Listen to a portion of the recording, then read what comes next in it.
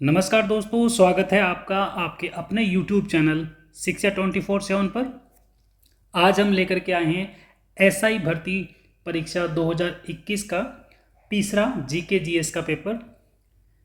6 paper हुए थे total, 3 GK GS के और 3 हिंदी के, 13, 14 और 15 सितंबर 2021 को। चलते हैं डायरेक्ट आज के पहले प्रश्न पर। राजस्थान में छप्पन का मैदान किस नदी बेसिन में स्थित है? लूनी, माही, चंबल या बनास? आपके लिए एक इंस्ट्रक्शन है। अगर आपको प्रश्न को आप आराम से पढ़ोगे, वीडियो को पॉज कर लीजिए, कोई दिक्कत नहीं है। वीडियो को पॉज करके आराम से प्रश्न को पढ़ के अपना जवाब दीजिए, तब वीडियो कंटिन्यू कीजिए, फिर आपको इसका जवाब मिल जाएगा। ठीक है, हर प्रश्न आप ऐसा ही करोगे। तो लूनी, माही, चंबल, बनास, इनमें से कौन सी नदी का बेसिन छप्पन का मैदान कहलाता है? तो राजस्थान के साउथ में एक नदी जाती है, यू टर्न लेती है, नाम है माही नदी। ठीक है, इस क्षेत्र में 56 नदी नालों का समूह है, यानी इस जहाँ नदी यू टर्न लेती है इसी तरफ, है ना, प्रतापगढ़ की तरफ, या यूँ कहेंगे बांसवाड़ा प्रतापगढ़ के बॉर्डर पर, यहाँ 56 गाँवों का समूह जो है वो 56 का मैदान कहलाता है। ठीक है, 56 गाँवों का समूह इसलिए कहलाता है 56 का मैदान। ठीक है, चलते हैं अगले प्रश्न की तरफ। राजस्थान में किस शहर को ग्रेनाइट सिटी के नाम से जाना जाता है? राजस्थान में ग्रेनाइट सिटी जो है, जयपुर, जालोर, जैसलमेर, जोधपुर, इन चारों में से किसे ग्रेनाइट सिटी कहा जाता है?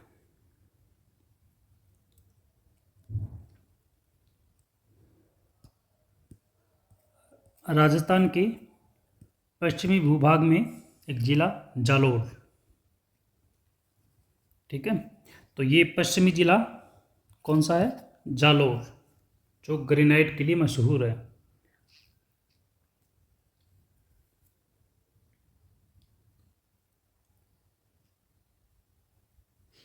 चलते हैं अगले प्रश्न की तरफ। ये ग्रेनाइट यहाँ का पूरा विश्व में मशहूर है। ठीक है, अगला प्रश्न, संरक्षित क्षेत्र और जिलों को जोड़ना है। तो रोहतू, नागौर, उमेदगंज, अजमेर, बीड, झुंझुनू, गुड़म, बिश्नोयान, जोधपुर।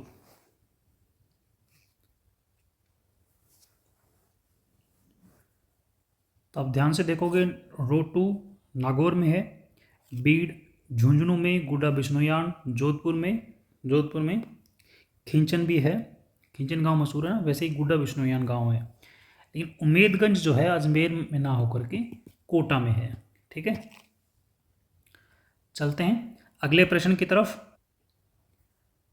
प्रश्न है, राजस्थान पंचायती राज व्यवस्था में शासन प्रणाली की व्यवस्था क्या है?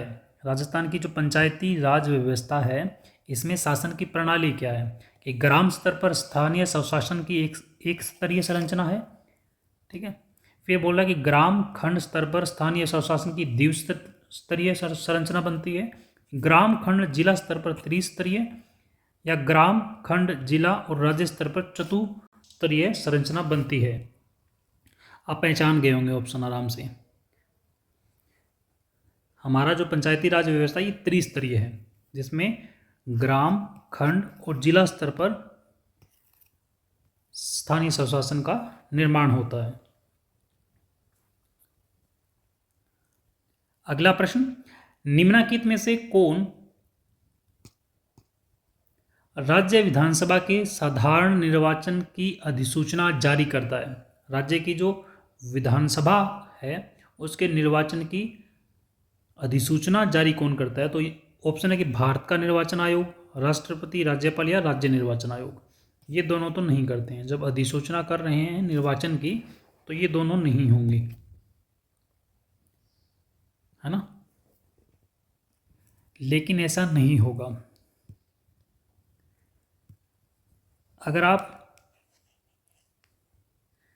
पढ़ोगे कि राज्य विधानसभा की साधारण निर्वाचन की अधिसूचना कौन जारी करता है। ये अधिसूचनाएं जारी नहीं करते हैं दोनों ही, अधिसूचना ये दोनों जारी करते हैं। राज्य विधानसभा के लिए कौन जारी करेगा फिर, राज्यपाल, है ना। चुनाव प्रक्रिया सारी की सारी निर्वाचन आयोग करेंगे, राज्य की जितनी है वो राज्य निर्वाचन आयोग करेगा, बाकी लोकसभा चुनाव, है ना, राज्यसभा चुनाव सारे के सारे बाकी भारतीय निर्वाचन आयोग करता है। अधिसूचना राष्ट्रपति और राज्यपाल ही जारी करते हैं। अगला प्रश्न है, राजस्थान राज्य मानवाधिकार आयोग का अध्यक्ष किसे नियुक्त किया जा सकता है। राज्य मानवाधिकार आयोग का जो अध्यक्ष होगा उसे बनने के लिए जो शर्तें हैं वो क्या होंगी। पहला, किसी उच्च न्यायालय का सेवानिवृत्त मुख्य न्यायाधीश, किसी उच्च न्यायालय का सेवानिवृत्त न्यायाधीश, उच्चतम न्यायालय का सेवानिवृत्त न्यायाधीश या फिर सेवानिवृत्त जिला व सत्र न्यायाधीश।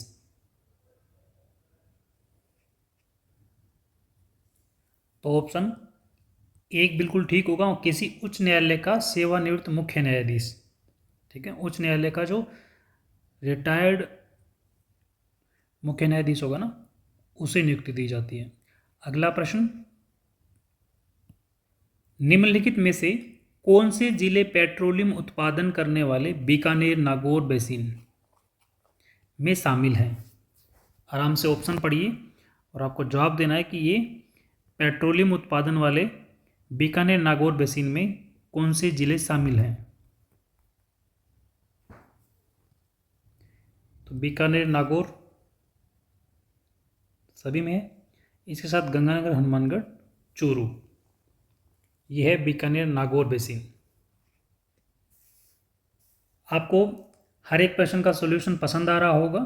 अगर आप ये पूरा पेपर डाउनलोड करना चाहते हैं, क्योंकि यूट्यूब पे हम राजस्थान जीके का जो सेक्शन होता है वही सोल्व करवा पाते हैं, ऐसा नहीं है कि सिर्फ एसआई के प्रीवियस ईयर के पेपर, आप पटवार, वीडियो, है ना, RS pre, first grade, second grade, है ना, सभी पेपर आप डाउनलोड करके पढ़ सकते हो। लाइफ टाइम एक्सेस है, इसके डिस्क्रिप्शन में हमने लिंक दे रखा है, जल्दी जाइए एप्लीकेशन डाउनलोड कीजिए। ठीक है, प्रोसेस होगा, आप जैसे ऐप डाउनलोड करोगे इसमें एक आपको फोल्डर दिखेगा, इस फोल्डर में फिर आगे सारे आपको पेपर मिलेंगे। तो डिस्क्रिप्शन में लिंक है, आप ऐप डाउनलोड कर लीजिए। तब तक हम अगला प्रश्न देखते हैं। आकल कास्ट जीवाश्म पार्क राजस्थान के किस जिले में है। करोड़ों साल पहले के जीवाश्म प्राप्त हुए, तो राजस्थान में ऐसा कौन सा जिला है। तो आकल कास्ट जीवाश्म पार्क जैसलमेर में स्थित है। ठीक है, और ये यहाँ करोड़ों साल पहले के जो जीव अवशेष हैं वो मिले थे। ठीक है, और यहाँ लकड़ियों के अवशेष हैं। ठीक है, तो कास्ट जीवाश्म पार्क है।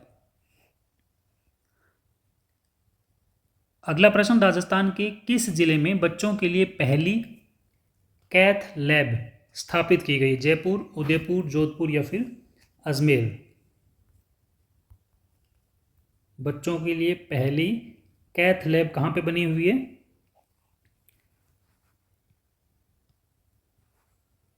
जोधपुर में। अगले प्रश्न की तरफ चलते हैं। संतरों के उत्पादन के कारण किस जिले को राजस्थान का छोटा नागपुर कहा जाता है। छोटा नागपुर।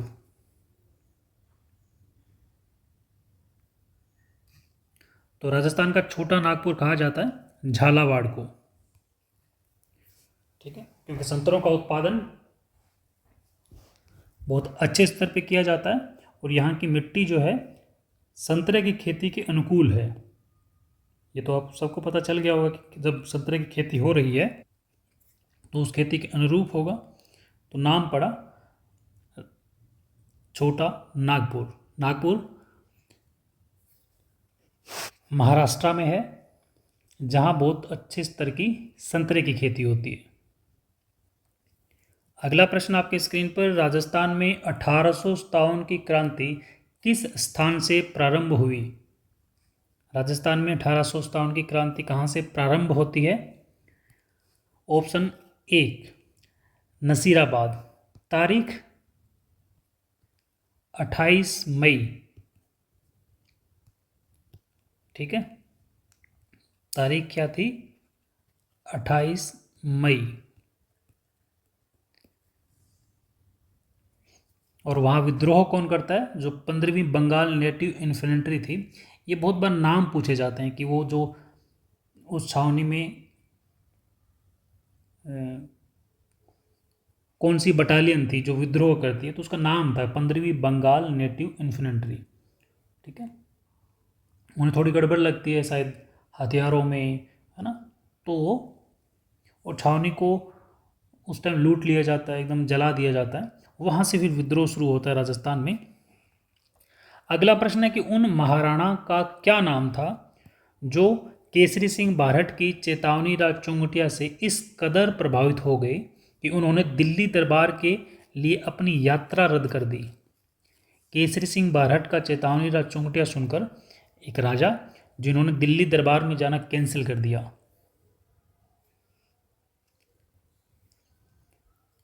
तो केसरी सिंह बारहट का चेतावनी राज चुंगटिया सुन करके 1903 में लॉर्ड कर्जन ने दिल्ली में आयोजित किया था दिल्ली दरबार। तो राजा, है ना, मेवाड़ के महाराणा फतेह सिंह चेतावनी राज चुंगटिया सुन करके दिल्ली दरबार में जाना कैंसिल कर देते हैं। वो ऐसी ऐसी लाइनें बोलते हैं कि उन्हें लगता है कि वहाँ जाना उनके लिए कोई इज्जत भरी चीज़ नहीं है ना, शान शौकत की चीज़ नहीं है वहाँ जाना।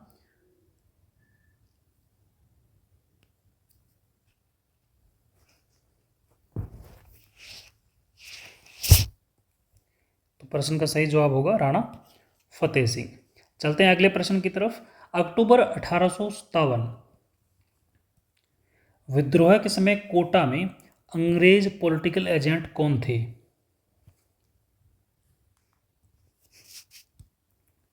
तो पहला ऑप्शन जो जॉर्ज लॉरेंस है, ये यहाँ उस टाइम 1857 की क्रांति के टाइम एजीजी थे, means agent to governor general. और पैथिक लॉरेंस नहीं पता, बाकी मेजर बर्टन ये कोटा में थे। रिचर्ड, ये भी नाम 1857 की क्रांति में नहीं आता है। इनके अलावा मैं अगर आपको बताऊं कि जयपुर में कौन था, है ना, जोधपुर में कौन था, कोटा में मेजर बटन थे ही, सिरोही में और भरतपुर में।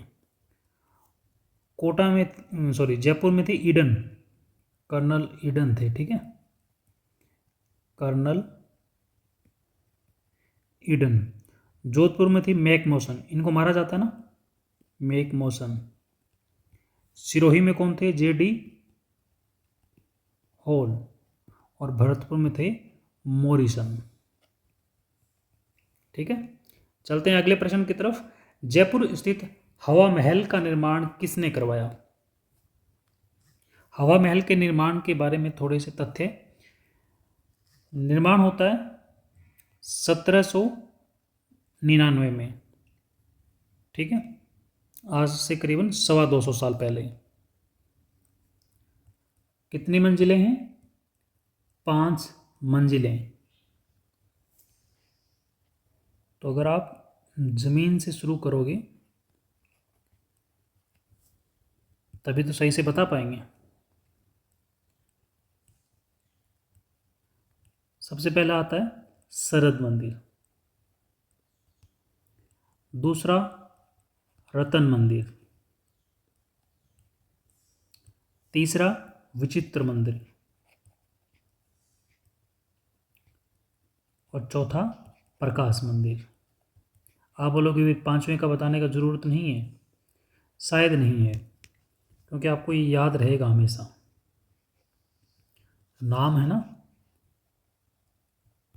हवा मंदिर, ठीक है। बाकी इसकी खिड़कियों की संख्या भी बहुत बार पूछी गई है कि हवा महल में कुल खिड़कियों की संख्या कितनी है, ऐसे प्रश्न पूछे गए हैं।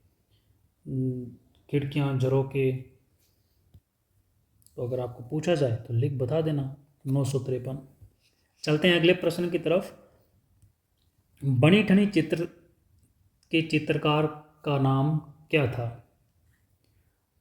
बनी ठनी चित्र, इस प्रश्न के बारे में शायद हम जो 1200 प्लस पेपर पढ़ने वाले हैं उनमें से 300 से 400 पेपर में, हो सकता है इससे भी ज़्यादा, बनी ठनी के बारे में पूछा गया है कि किसके काल में बना, चित्रकार कौन था, है ना, वगैरह वगैरह, हर बार पूछा जाता है। तो किशनगढ़ शैली में बना हुआ है ये, किशनगढ़ शैली में। और किन के समय में बना? सावंत सिंह के समय में। चित्रकार कौन है? निहाल चंद। ठीक है। बनी ठनी चित्र के का एक अन्य नाम भी है ना, राजस्थान की मोनालिसा, भारत की मोनालिसा।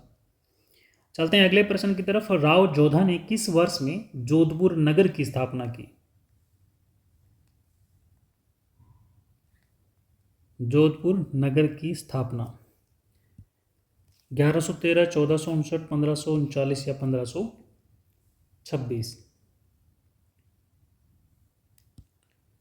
राव जोधा करते हैं जोधपुर नगर की स्थापना और 1459 में करते हैं। घुमा फिरा के प्रश्न को एक ही लाइन में 3 बार पूछा जा सकता है। ठीक है। तारीख तो नहीं पूछी जाती है, पूछी जाए तो 12 मई कर देना। ठीक है। चलते हैं अगले प्रश्न की तरफ। लोक देवता गोगा जी की जन्मस्थली, गोगा जी की जन्म स्थली के बारे में बताना है। तो इनका जन्म तो ददरेवा में हुआ था। समाधि कहाँ है? गोगा मेड़ी में। इसको सिरमेड़ी के नाम से भी जाना जाता है, और इसको धुरमेड़ी।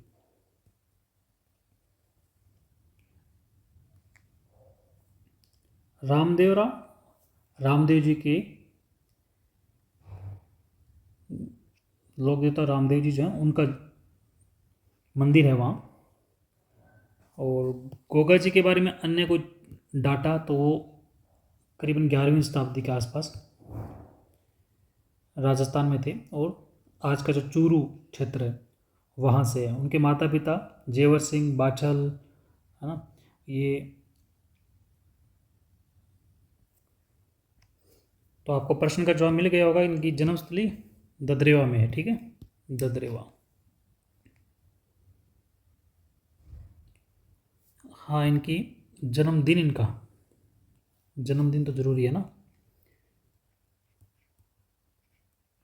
और हिंदी महीनों में ये याद रखना थोड़ा मुश्किल होता है, लेकिन बार बार जब रिवाइज करोगे ना तो ये भी एक इंटरेस्टिंग टॉपिक है।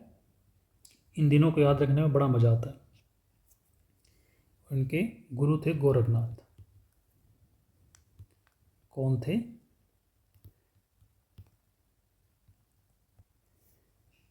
ठीक है। चलते हैं अगले प्रश्न की तरफ। आभानेरी स्थित हर्षत माता का मंदिर मूल रूप से किसे समर्पित है?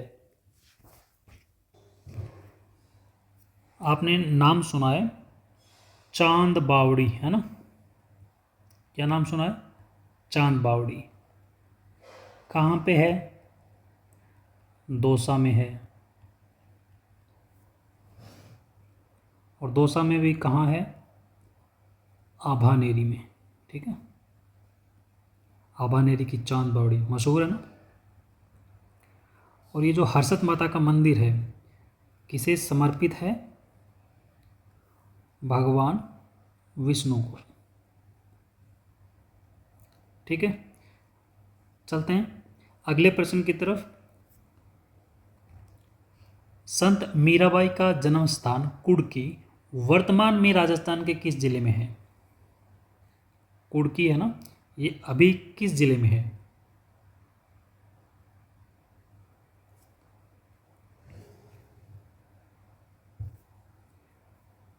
मीराबाई करीबन 16वीं शताब्दी में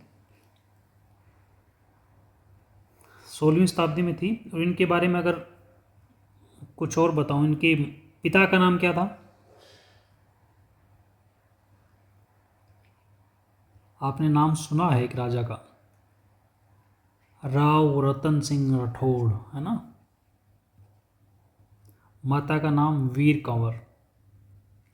राजवंश इनका राठौड़ हुआ। इनकी शादी होती है सिसोदिया राजवंश में। सिसोदिया कहाँ के हैं? मेवाड़ के। ये मेवाड़ में जाती हैं, लेकिन इनका झुकाव जो था वो आध्यात्मिकता की तरफ था। कृष्ण भगत थी ये, सब जानते हैं, पूरी दुनिया जानती है ना, बहुत बड़ी कृष्ण भगत हुई हैं। तो जो कुर्की इनका जन्म स्थान है वो वर्तमान के पाली जिले में है। कहाँ पे है? पाली जिले में। सीधे चलते हैं अगले प्रश्न की तरफ। पूरा स्थल आहड़, आहड़ से प्राप्त प्राचीन अवशेष संबंधित है कांस्य युगीन, लोह युगीन, ताम्रपाषाण युग या फिर पूरा पाषाण।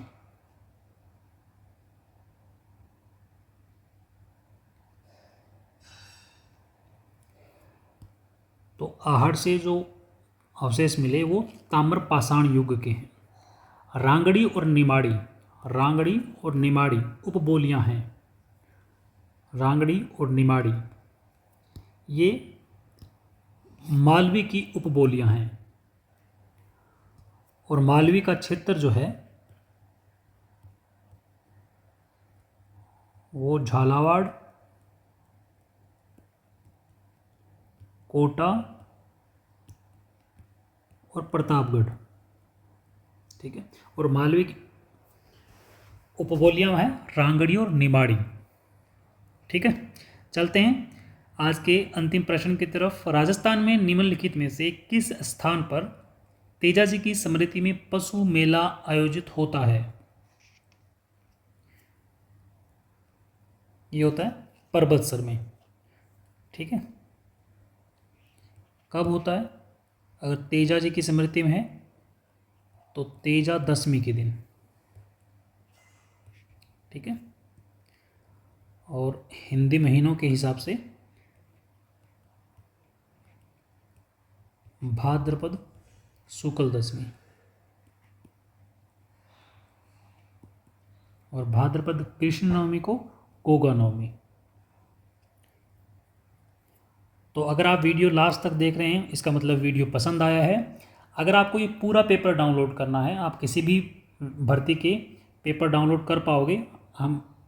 आप देख पा रहे होंगे यहाँ पे ये पूरे पेपर आप डाउनलोड कर सकते हो। इसके अलावा भी 1200 से ज़्यादा पेपर हैं, ठीक है। तो डिस्क्रिप्शन में लिंक है, आप ऐप डाउनलोड कीजिए। अगर आपको वीडियो पसंद आया तो वीडियो को लाइक ज़रूर करेंगे। आपका कोई सुझाव या प्रश्न तो हमें कमेंट में ज़रूर बताएंगे। मिलते हैं अगले वीडियो में, तब तक आप पढ़ते रहिए, बढ़ते रहिए। जय हिंद, जय राजस्थान।